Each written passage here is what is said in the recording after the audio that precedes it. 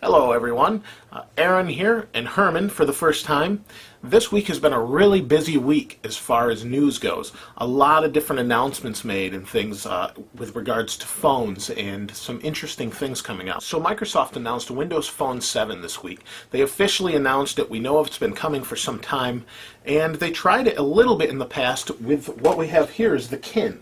The Kin was sort of a halfway attempt at making a Windows Phone 7 social media integrated phone, but without the apps, and it was kind of disappointing. For those that have the Kin, maybe they'll do an update, but it doesn't really meet the spec requirements. A lot of different carriers or makers of phones have actually committed to the Windows 7 platform. That would include HTC, LG, Samsung, and Dell have all come out with their own models. They all have Snapdragon 1 gigahertz processors in them and have to conform to some specs that Microsoft put out. And that means they have a camera, they have certain buttons on them, and it's kind of a nice way for them to do that as opposed to say like Android, where you can kind of get away with whatever you want, but there's now a standard set already for the platform for Windows 7.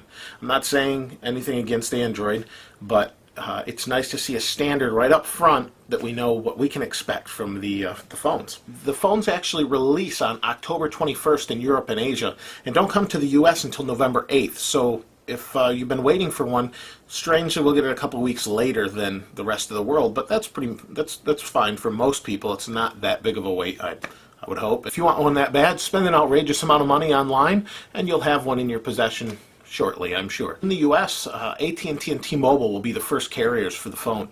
The phone's not yet coming to the CDMA platform, Sprint or Verizon, for some time. I believe it's going to be early 2011 when that comes.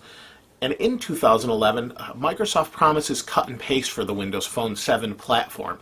So that should be good news to many of you that are upset about the cut and paste. I thought it was odd that they were kind of pulling the Apple iPhone thing with the cut and paste and waiting to do that for a long time. So hopefully it'll be pretty quick. It's a handy little feature. So good news for you Mac users like myself.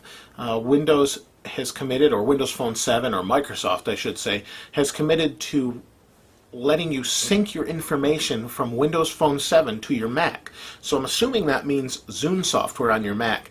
There's no confirmed release date, and it actually was started with a tweet from an employee that said it was coming out on Mac, or you'll be able to sync, and then Microsoft confirmed that later in the day or the following day.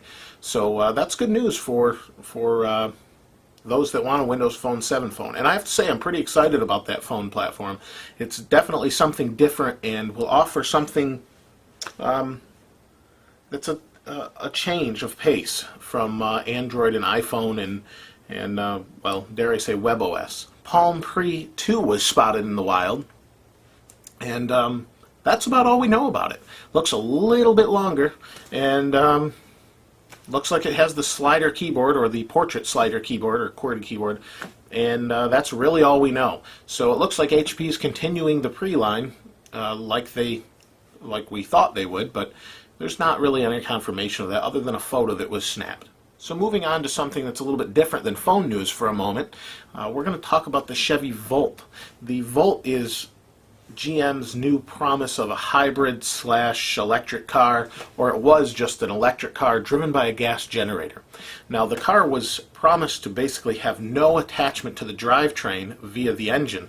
Really it was only supposed to be powered by electric motors, but apparently GM has changed its mind. For speeds over 70 miles an hour, it actually engages the mechanical engine through the drivetrain and helps propel the car along. There's been a lot of news of iPhone coming to Verizon and Sprint, or, well, not really Sprint, but CDMA for some time, and we've heard it over and over and over, and it looks like it's probably going to happen pretty soon.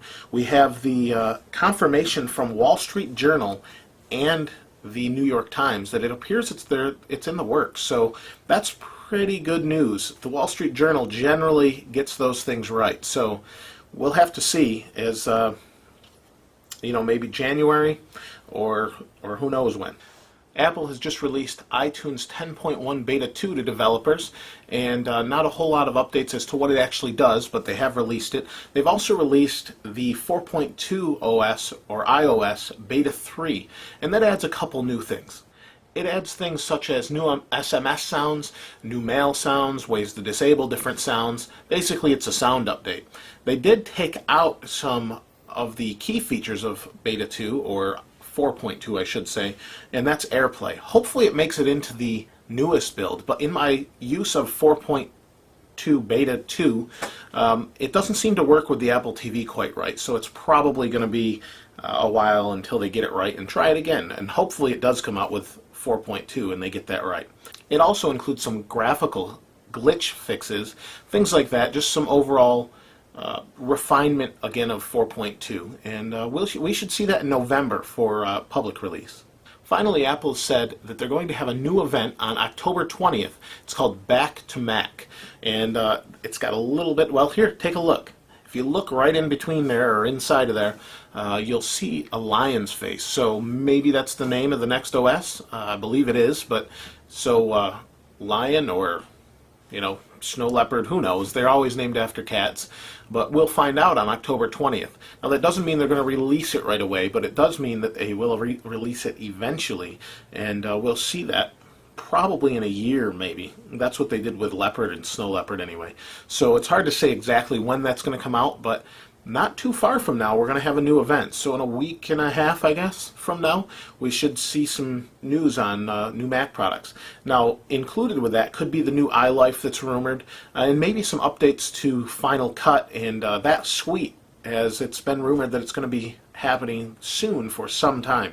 And I know a lot of the pro developers are quite anxious to have some updates to some of the issues they're having. That's pretty much all the news. Now, check out all the links in the show notes if you didn't catch that before, and please continue to subscribe, comment, and we'll see you next time. Thanks for watching.